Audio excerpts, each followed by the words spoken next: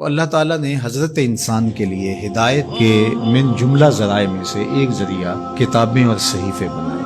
قرآن مجید سب سے آخر میں نازل ہوا، اور جتنی ماضی میں نازل ہونے والی کتابیں اور صحیفے تھے ان میں جو کچھ تھا اس کا خلاصہ قرآن کی شکل میں موجود، اور قیامت تک آنے والے اور ما بعد قیامت معاد کی ساری چیزیں قرآن میں رکھی، اور قرآن کے نازل ہوتے ہی باقی کتابیں منسوخ ہو گئی۔ کتابوں پر اعتقاد، یقین، ایمان ضروری ہے، لیکن عمل صرف قرآن پہ ہو۔ یتیم کے نا کردہ قرآن درست، کتب خانائی چند ملت بشست۔ ابھی قرآن مکمل نہیں ہوا کہ پچھلی کتابیں منسوخ ہو گئی۔ قرآن کے پہلے حرف سے ہی پچھلی کتابیں منسوخ ہو گئی۔ تاروں سے کہو اب کوچ کریں، خورشید منور آتا ہے۔ تو ہمارا پچھلی کتابوں پر ایمان لانا ضروریات دین سے ہے، لیکن عمل قرآن پہ ہوگا۔ اس وقت دنیا کا کوئی بھی مذہب، کسی بھی مذہب کا ماننے والا، وہ اپنے مذہب کی کتاب کو ہاتھ میں پکڑ کے یہ نہیں کہہ سکتا کہ یہ وہی کتاب ہے جو نازل ہوئی۔ وہ بھی کہتے ہیں کہ جناب اس میں ضرور کمی بیشی ہے، کوئی تھوڑی مانتا ہے، کوئی زیادہ مانتا ہے، لیکن آنکھیں بند کر کے قرآن مجید کا نسخہ ہاتھ میں پکڑ کے حضور کا غلام کہہ سکتا ہے یہ وہی کتاب ہے، من و عن، حرف بحرف، بغیر کسی تغیر اور تبدل کے، جو میرے رسول کے سینے پہ نازل ہوئی ہے۔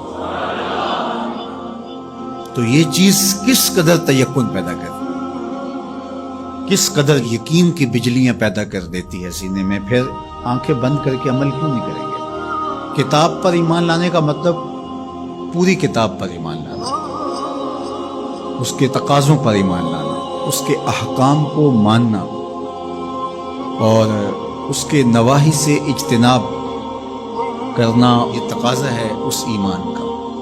تو یہ نہیں کہ جو چیز سمجھ میں آئے، پسندیدہ ہو، نفس پر شاک نہ ہو، نفس کو مرغوب ہو، محبوب ہو، اس پر تو عمل بھی ہو، اس پر بات بھی ہو، اور جو چیز نفس پر شاک ہو تو اس کو جو ہے وہ چھوڑ دیا جائے۔ تو یہ ایمان کا مفہوم نہیں ہے۔ ایمان کا مفہوم یہ ہے کہ پوری کتاب پہ ایمان لایا جائے۔ اور جبریل امین حضور کے قلب اطہر پر القاء کیا ہے قرآن کو، حضور کی زبان پہ نہیں اترا، حضور کے دل پر، بلکہ جب حضور کے قلب اطہر پر قرآن اترتا تو آقا کریم جلدی جلدی اس کو زبان پہ لاتے، تو آواز آئی لا تحرک بہ لسانک لتعجل بہ۔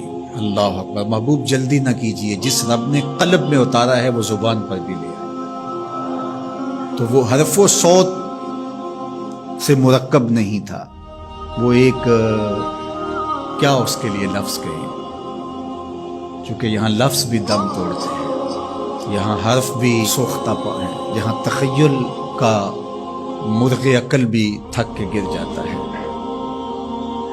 وہ جانے اور وہ جانے کیسے دیا ملائے اعلیٰ میں۔ وہ منظر بھی تو ہم دیکھتے ہیں کہ رب اپنے محبوب سے پوچھتا ہے کہ یہ فرشتے کیا بات کر رہے ہیں، تو حضور معذرت کرتے ہیں، تو اللہ تعالیٰ اپنا دست قدرت، اب یہاں اور کیا کہا جائے، کسی اور کا ہوتا تو ہاتھ کہہ لیتے، لیکن یہاں تو دست قدرت، فوضع کفہ بین کتفی، تو اس نے دست قدرت میرے دو کندھوں کے درمیان رکھا۔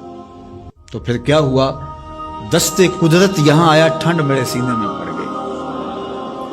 اللہ اکبر، فعلمت ما فی السماوات والارض، تو پھر کوئی کائنات کی چیز رہی نہ جو میرے سینے میں ڈال نہ دی گئی ہو۔ تو یہ ایک اور کیفیت ہے، اس کو آپ اس تدریس سے، یہ جو پھٹی کے ایک طرف استاد ہوتا ہے اور دوسری طرف شاگرد ہوتا ہے، درمیان میں نصاب پڑا ہوتا ہے، ایک یہ ہے، یہ طریق ہے، یہ بھی درست ہے، اس کا انکار نہیں ہے، لیکن یہ کیفیت اور ہے۔ ابسط ردا کا یا ابا ہریرہ، ابو ہریرہ کہا حضور مسئلہ بہت ہے، بہت کچھ سنتا ہوں، پتہ نہیں جاتا کہاں ہے، کہا چادر بچھاؤ۔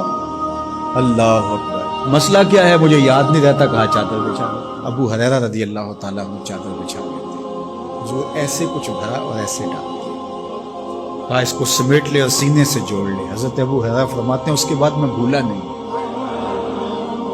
تو وہ کیا ڈالا تھا جو ایسے ڈالا تھا؟ اللہ اکبر، تو یہ ساری چیزیں صوت و آہنگ سے جڑی نہیں ہوتی، کچھ چیزیں نظروں سے بھی پلائی جاتی ہیں، اور وہ صفحہ و کرتاس پہ نہیں لکھی جاتی، وہ لوح دل پہ لکھی جاتی ہے۔ اس لیے فرمایا کہ ہم نے آپ کے سینے پہ قرآن نازل کیا، اور اس کی وجہ بھی بیان کی، اس لیے کہ ہم آپ کے سینے کو قرار عطا کریں، تسکین ملے، قرار ملے، مضبوط کریں آپ کے سینے کو۔